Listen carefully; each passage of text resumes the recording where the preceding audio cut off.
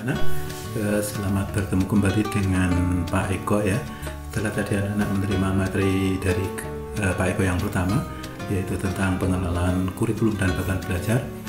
Masih dalam satu rangkaian kegiatan pada hari ini, yaitu hari kedua pada masa pengenalan lingkungan sekolah atau MPLS di SMP Tunapa ini, masih dengan saya kembali, yang mana di sini Pak Eko akan menyampaikan peraturan akademik di SMP Negeri 1 Ngablak ini. Yang dimaksud dengan peraturan akademik itu apa, anak-anak? Ya, silakan disimak selanjutnya. Yang dimaksud dengan peraturan akademik itu adalah di sini ada ketentuan umumnya, yaitu peraturan akademik merupakan peraturan, yakni merupakan peraturan sekolah yang berisi persyaratan kehadiran, ketentuan ulangan, remedial, kenaikan kelas, ujian, kelulusan, dan hak-hak peserta didik di SMP Negeri 1 Ngablak. Artinya apa? Bahwa peraturan akademik ini adalah peraturan yang harus kita taati atau peraturan yang harus ditaati oleh anak-anak semuanya. Nah, agar anak-anak di dalam melaksanakan pendidikan di SMP Negeri 1 Ngablak ini bisa berjalan dengan lancar, maka anak-anak tentunya harus mentaati peraturan akademik ini. Ya, jadi saya ulangi lagi bahwa peraturan akademik ini merupakan peraturan sekolah yang digunakan untuk mengatur kalian semua ya dalam proses belajar di SMP Negeri 1 Ngablak ini, yang mana intinya di sini adalah berisi persyaratan kehadiran. Jadi anak-anak nanti harus tahu berapa hari yang harus hadir, berapa hari yang boleh tidak hadir, atau dengan kata lain ada masa toleransinya. Ketidakhadiran kalian itu di SMP 1 Ngablak berapa maksimalnya. Jadi ada peraturan yang dimuat dalam peraturan akademik ini. Oke, baiklah, kita lanjutkan ketentuan-ketentuan yang lainnya pada peraturan akademik ini. Yang berikutnya adalah ketentuan kehadiran. Ya, jadi di sini ada ketentuan kehadiran. Kehadiran peserta didik di dalam mengikuti setiap pelajaran dan tugas dari guru minimal 90%. Ya, perhatikan ini, harus dicatat minimal 90% dari total jumlah tatap muka dan tugas dari guru. Artinya apa? Contohnya misalnya, kalau hitungan 90% ini adalah dihitung selama 1 tahun, ya, 1 tahun kehadiran. Kalau dalam 1 tahun itu misalnya kalau hari normal itu kan 360 hari 1 tahunnya ya. Tetapi kalau dalam tatap muka, ya, tatap muka dari sekolah itu kan tidak sampai 360 hari, tetapi mungkin sekitar 210, 220, ya antaranya sekitar begitulah. Nah, kalau seandainya kita ambilkan contoh, taruhlah dalam 1 tahun itu tatap muka atau pelajaran atau kehadiran itu dihitung 210 hari, maka anak-anak kalau sampai tidak masuk tanpa keterangan selama 21 hari atau 10%-nya, yaitu kan 21 hari, maka anak-anak dimungkinkan tidak bisa naik kelas. Karena di sini syaratnya adalah 90%. Kalau anak misalnya tidak masuk 22 hari misalnya itu, ya berarti jelas tidak masuk. Nah, itu tentang kehadiran. Jadi maka hati-hati anak-anak, jangan mudah untuk membolos. Bagaimana dengan yang sakit? Namanya juga sakit, tentunya masih diperbolehkan. Atau ada izin dari orang tua, ya. Jadi izin dari orang tua itu jelas menggunakan surat izin, ada tanda tangan orang tua, atau kepentingan apa misalnya yang berhubungan dengan kegiatan kampung misalnya, maka anak-anak boleh tidak masuk sekolah. Ya, tapi dengan catatan surat izinnya juga harus asli. Jangan sampai anak-anak tidak masuk sekolah dengan alasan surat izinnya sakit atau tidak, atau ada kepentingan apa, tapi tanda tangan orang tua itu dipalsukan. Itu justru akan menambah pelanggaran yang berat. Maka sekali lagi saya ingatkan, ketika nanti sudah masuk normal, ya masuk ke sekolah secara normal, maka anak-anak harus kehadiran itu minimal 90%, atau dengan kata lain ketidakhadirannya adalah maksimal 10%. Itu tentang kehadirannya ya. Jadi perlu diperhatikan ini. Nah, kemudian yang kedua adalah siswa yang hadir terlambat harus lapor terlebih dahulu kepada guru piket atau guru bimbingan konseling. Nah, atau kalau di SD belum ada ya. Nah, sekarang di SMP 1 Ngablak ada namanya guru bimbingan konseling atau guru BK atau guru BP. Ya, tempatnya tentunya anak-anak sudah tahu kemarin, mungkin sudah dijelaskan pada saat pengenalan lingkungan ya oleh Bu Suti Atun ya, mungkin sudah tahu di mana lokasi dari kantor atau lokasi bimbingan guru bimbingan konseling ini. Tuh ya, jadi nanti kalau terlambat harus lapor ya, itu tidak boleh langsung masuk ke kelas begitu, tidak, tapi harus lapor guru piket ataupun lapor guru bimbingan konseling. Kemudian yang kedua adalah peserta didik harus hadir pada seluruh kegiatan pembelajaran di dalam kelas maupun di luar kelas, baik teori maupun praktik. Nah ini sudah jelas. Jadi anak-anak wajib hadir, baik itu kegiatan itu di dalam kelas, pada saat pembelajaran di dalam kelas, ataupun di luar kelas, misalnya seperti pembelajaran olahraga, ya, ataupun mungkin dilaksanakan di laboratorium, yaitu menggunakan atau praktik. Nah, ini anak-anak di sini harus hadir, wajib hukumnya hadir. Ini. Kemudian yang berikutnya adalah ketidakhadiran karena izin dari orang tua, tadi sudah sedikit saya singgung di depan ya, atau sakit tidak diperhitungkan dalam penentuan ketentuan ayat 1 ini tadi, ayat 1 ini ya. Jadi ketidakhadiran karena izin dari orang tua atau sakit atau ada kepentingan lainnya tidak masuk dalam perhitungan yang ada di ayat 1 tadi yang sudah Pak Eko sampaikan ya. Jadi yang dimaksud di sini 10% maksimal tadi adalah bolos, atau dengan kata lain tidak masuk sekolah tapi tanpa izin. Nah ini tidak termasuk sakit ataupun ada izin yang lainnya. Kemudian yang selanjutnya adalah ketidakhadiran karena sakit lebih dari 3 hari. Nah perhatikan ini, ketidakhadiran karena sakit lebih dari 3 hari harus disertai surat keterangan dari dokter. Ya, jadi tidak begitu sembuh langsung datang, tapi nanti harus melampirkan surat keterangan dari dokter atau surat dokter ya, terkenalnya seperti itu. Nah ini tentang ketidakhadiran. Ya, oke, boleh kita lanjutkan. Yang selanjutnya adalah, nah ini kita ulangi ya, jadi sudah ada tadi, sudah kita jelaskan dari awal ya, kita ulang lagi. Oke, yang selanjutnya adalah tentang ketentuan penilaian ya. Yang dimaksud ketentuan penilaian di sini adalah ulangan-ulangan atau tes-tes yang dilaksanakan di SMP Negeri 1 Ngablak. Yang pertama adalah ulangan harian. Nah, tentunya anak-anak ketika di SD juga sudah sering melakukan yang namanya ulangan harian ya. Jadi di dalam mengikuti pembelajaran, nah tentunya setelah KD-KD tertentu atau beberapa KD, maka Bapak Ibu guru akan melakukan ulangan harian. Dan ini ulangan harian juga harus wajib diikuti oleh anak-anak semua ya. Kemudian yang berikutnya adalah program remedial. Nah, apa tuh yang dimaksud dengan program remedial itu? Program remedial nanti akan dibagi menjadi 2, yaitu program remedial teaching dan program remedial testing. Lalu apa program remedial ini? Program remedial ini dilaksanakan berdasarkan hasil ulangan harian. Ketika anak-anak tentunya sudah tahu, ketika di SD juga sudah mengenal yang namanya KKM ya, kriteria ketuntasan minimal, yaitu taruhlah Pak Eko nanti kan mengajar bahasa Inggris nih. Mengajar bahasa Inggris itu sudah ada KKM-nya. Contohnya misalnya KKM-nya 75. Ketika anak-anak mengikuti ulangan harian tetapi nilainya belum mencapai 75, maka anak-anak belum memenuhi KKM. Maka anak-anak harus mengikuti yang namanya program remedial. Nah, program remedial ini seperti tadi sudah Pak Eko sampaikan bahwa program remedial teaching itu artinya anak-anak akan diterangkan kembali. Beberapa anak yang tadi belum sampai lulus dari KM tadi akan diterangkan kembali tentang hal-hal yang memang belum tahu, atau pada KD apa, KD berapa yang belum tahu. Setelah diterangkan, kemudian diadakan ulangan lagi. Nah, ulangan lagi inilah yang dimasukkan program remedial testing. Lalu nanti akan dilihat bagaimana hasilnya. Oke.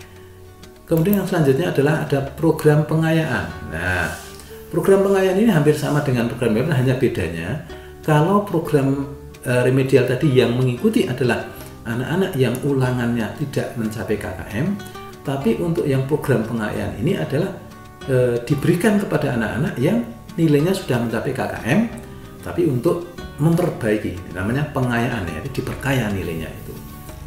Kemudian yang selanjutnya adalah penilaian tengah semester ya. Anak juga sudah kenal ya, ketika di SD juga ada yang namanya mid semester. Nah, di sini ada yang dimaksud dengan penilaian tengah semester atau disingkat PTS, dilaksanakan ya di tengah-tengah semester. Ya, biasanya sekitar 8-9 KD ya. Kemudian diadakan penilaian tengah semester. Tapi kalau ukurannya KD tidak sama karena satu mata pelajaran dengan yang lainnya berbeda. Tapi nanti dilaksanakan biasanya ya kalau biasanya semester ganjil atau semester 1 itu mungkin dilaksanakan ya sekitar September Oktober. Itu penilaian tengah semester ya. Tuh. Kemudian yang selanjutnya adalah penilaian akhir semester. Ya, ini dilaksanakan di bulan Desember biasanya. Ya, ulangan semester, kalau dulu kamu mungkin mengenal dengan namanya ulangan semester. Kemudian berikutnya adalah ada ulangan kenaikan kelas atau biasa juga disebut ulangan akhir tahun atau penilaian akhir tahun PAT. Nah, tentunya di sini namanya juga ulangan kenaikan kelas atau penilaian akhir tahun.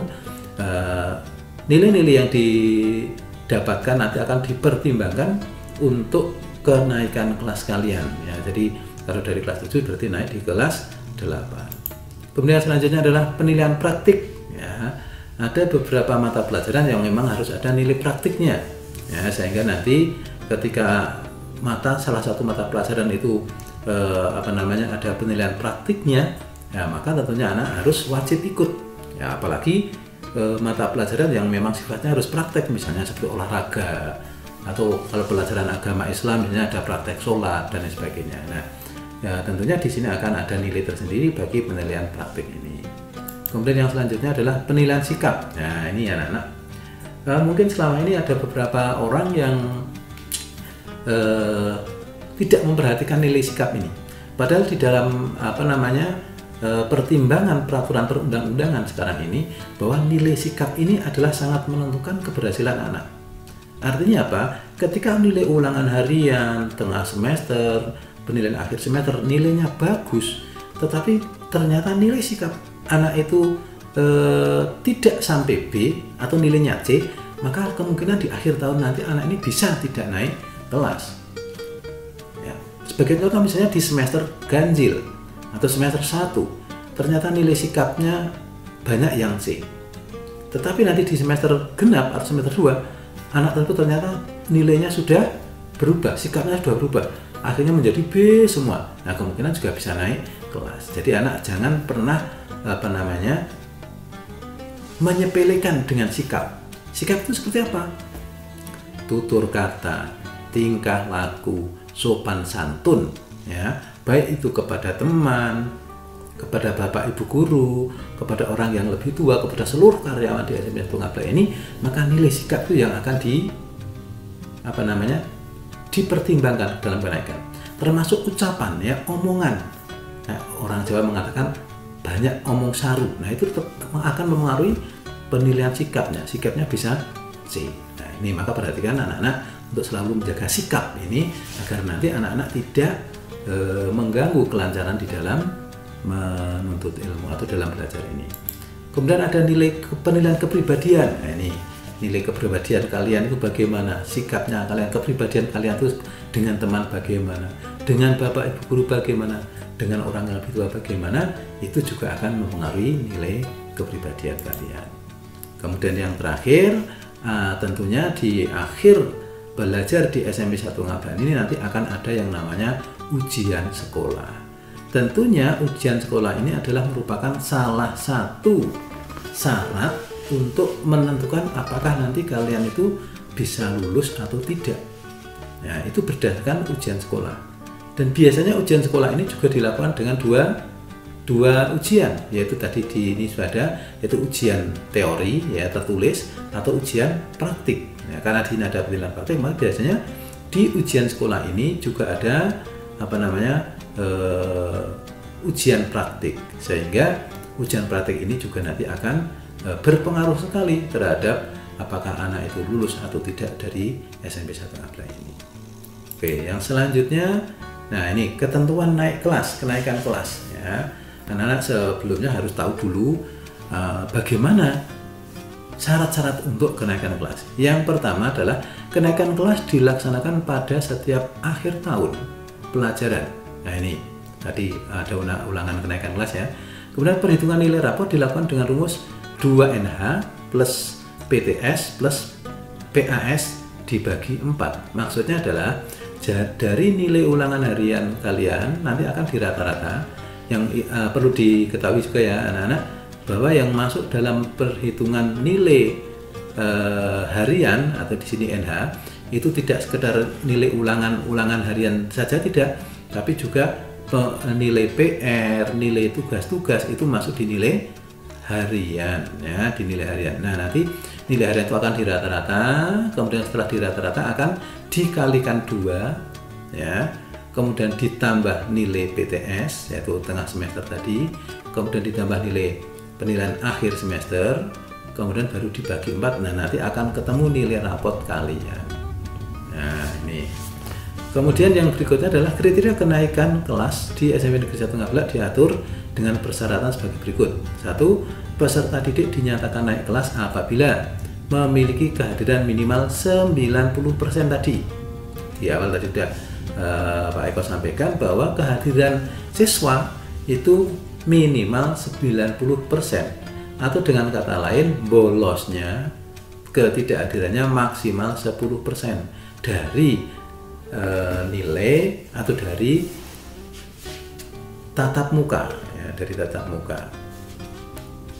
Kemudian yang berikutnya adalah menyelesaikan seluruh program pembelajaran pada semester 1 dan semester 2 di kelas yang diikuti ya, di semester 1 dan semester 2 semua mata pelajaran harus ada nilainya, dengan kalian seperti itu.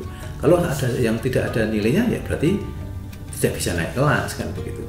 Kemudian nilai semester 1 dan nilai semester 2 di rata-rata. Nah, ini nilai semester 1 dan semester 2 di rata-rata. Kemudian tidak memiliki nilai di bawah KKM lebih dari 2 mata pelajaran. Nah, ini. Jadi anak-anak nanti setelah nilai semester 1 dan 2 ini di rata-rata akan dilihat apakah di nilai akhir itu nanti ada nilai yang di bawah KKM atau tidak. Nah, kalau ada nilai yang di bawah KKM lebih dari 2 ini, berarti anak-anak tidak bisa naik kelas. Jadi ada aturannya seperti itu ya. Jadi kalau nilai ada lebih dari 2 mapel yang nilainya di bawah KKM, maka anak-anak tidak bisa naik kelas. Dan mungkin di sini belum ditulis, salah satunya juga kalau nilai sikap ya, ingat tadi nilai sikap itu kurang dari B, berarti C atau D, maka juga anak-anak dimungkinkan tidak bisa naik kelas. Nah, ini memiliki nilai minimal baik ya tadi ya, memiliki nilai minimal baik untuk penilaian kepribadian atau perilaku ya atau sikap pada 2 semester di kelas yang diikuti ini. Minimal nilainya harus B. Jadi kalau nilainya nanti C, maka anak-anak dimungkinkan tidak naik kelas. Kemudian di dalam rapot juga tidak ada nilai kurang dari 50. Nah, misalnya di sini tadi ada nilai KKM-nya hanya 2, tapi kok ada nilai yang salah satu di antara 2 tadi kok nilainya kurang dari 50. Nah, maka ini juga tidak bisa naik kelas. Ini adalah tentang ketentuan naik kelas. Ini saya ulang lagi biar jelas ya. Oke, yang selanjutnya adalah ketentuan kelulusan. Ya. Yang pertama adalah kriteria kelulusan yang benar-benar mengacu pada peraturan pemerintah nomor 19 tahun 2005 tentang standar nasional pendidikan pasal 72 ayat 1. Nah, besok kita terangkan lebih lanjut. Kemudian peserta didik dinyatakan lulus apabila memenuhi kriteria berikut. 1. Menyelesaikan seluruh program pembelajaran mulai dari kelas 7 sampai kelas 9. Yang berikutnya adalah memperoleh nilai minimal baik pada penilaian akhir untuk seluruh mata pelajaran kelompok mata pelajaran agama dan akhlak mulia, kelompok mata pelajaran kewarganegaraan dan kepribadian, kelompok mata pelajaran estetika, dan kelompok mata pelajaran jasmani, olahraga, dan kesehatan. Kemudian lulus ujian sekolah, nilai rata-rata minimal 66, kemudian nilai minimal setiap mata pelajaran yang diikuti adalah 60. Nih, walaupun ini masih 3 tahun yang lagi, tapi anak-anak perlu tahu ketentuannya apa atau syarat apa seseorang itu dinyatakan lulus dari SMP 1 Ngabla. Nah, kemudian yang selanjutnya adalah di dalam peraturan undang ini adalah hak-hak siswa. Ya, apa hak siswa yang ada? Yang pertama adalah anak-anak memiliki hak untuk bisa menggunakan laboratorium IPA. Nah, tentunya di dalam penggunaan laboratorium IPA ini sesuai dengan mata pelajaran IPA. Ya, jadi tidak, walaupun ada haknya, tapi bukan berarti kalian dengan sendirinya langsung bisa menggunakan laboratorium IPA. Tapi nanti tetap harus bersama dengan bapak atau ibu guru yang ngajar IPA tersebut. Yang berikutnya adalah berhak juga menggunakan laboratorium komputer. Sekali lagi, seperti halnya pada laboratorium IPA, untuk laboratorium komputer ini anak-anak boleh menggunakannya juga dengan izin atau dengan bimbingan dari bapak ibu guru pembimbing laboratorium komputer. Yang berikutnya adalah perpustakaan. Nah, ini harus perpustakaan ini tentunya anak-anak lebih bebas daripada laboratorium atau IPA ataupun laboratorium komputer, sehingga anak-anak boleh berkunjung di perpustakaan setiap istirahat, ya, atau pada jam-jam tertentu yang anak-anak memang diizinkan untuk mengunjungi perpustakaan. Yang berikutnya adalah anak-anak juga punya hak untuk konsultasi dengan guru mata pelajaran. Artinya apa? Ketika anak-anak mengalami kesulitan dengan mata pelajaran tertentu, anak-anak boleh untuk bertemu dengan bapak ibu guru di ruang guru ataupun dimanapun, misalnya pas ketemu di koridor atau di teras, kok bisa mau tanya tentang pelajaran ini, nah itu diperbolehkan. Kemudian yang selanjutnya adalah anak-anak berhak untuk konsultasi dengan wali kelas. Misalnya ada masalah pribadi, ada ketidakcocokan dengan teman satu kelas, ya mungkin boleh konsultasi dengan bapak ibu wali kelas. Mungkin bisa ditemui di ruang guru, ya, atau dimanapun. Kalau anak-anak merasa enjoy di mana, nah itu hendaknya anak-anak harus konsultasi dengan bapak ibu atau wali kelas. Nah, juga dengan anak-anak berhak untuk konsultasi dengan konselor. Konselor itu adalah tadi BP atau BK, ya, Pak Guru BP atau BK. Selama ini banyak orang atau banyak anak yang salah pendapat ketika mengunjungi ruang BP atau ruang BK itu adalah anak-anak yang sedang bermasalah. Pada dasarnya tidak. Ruang BP atau BK itu terbuka untuk seluruh siswa apabila siswa itu yang memiliki masalah pribadi, masalah keluarga yang tidak bisa menyelesaikan masalah itu, maka anak-anak boleh untuk mengunjungi BK atau berkonsultasi dengan bapak ibu guru BK di sana. Kemudian yang selanjutnya adalah anak-anak bagi yang berprestasi di SMP 1 Ngabla ini berhak untuk mendapat penghargaan, ya, baik itu prestasi akademik ataupun prestasi non akademik. Prestasi akademik itu adalah yang berhubungan dengan mata pelajaran.